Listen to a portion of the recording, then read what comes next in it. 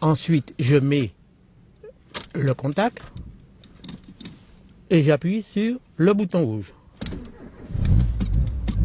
Ah, ça ne laisse pas indifférent. Étienne Nelsom a 68 ans. Il y a 26 ans, il achète sa première voiture, une simple Ford Sierra. J'ai abandonné l'horlogerie pour me lancer dans la représentation de commerce. Le problème, c'est que quand vous êtes représentant, vous êtes obligé d'aller plus vite que les autres. Quand vous êtes tout seul dans votre voiture et un client vous dit « je vous attends à telle heure », ça pousse.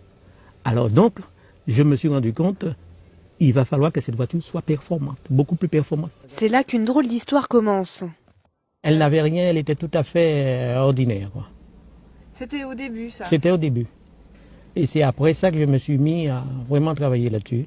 Vega pour la planète de l'univers, missile pour la puissance que son véhicule dégage. La voiture est baptisée et les travaux peuvent commencer. Étienne Nelsom change le moteur, la carrosserie. Son objectif, rendre la voiture aérodynamique. Alors donc, vous voyez ici, ce sont les évents où l'air pénètre.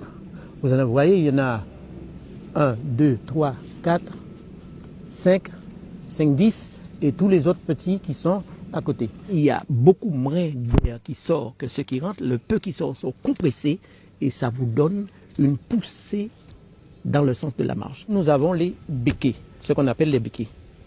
Eh bien, avec ça, écoutez bien, vous en avez 80 kilos là. Ça ne paraît pas, hein? Pour se passionner, la Vega Missile est unique. 25 litres au 100, 935 chevaux, et à 380, vous n'êtes pas encore à la moitié de l'accélération. Donc, qui veut dire, c'est quelque chose à ne pas mettre entre toutes les mains. Parce qu'avec Vega Missile, vous êtes satellisé. Vous êtes dans un autre monde. Vous êtes sur une autre galaxie. Mais le fan de tuning la manipule avec précaution.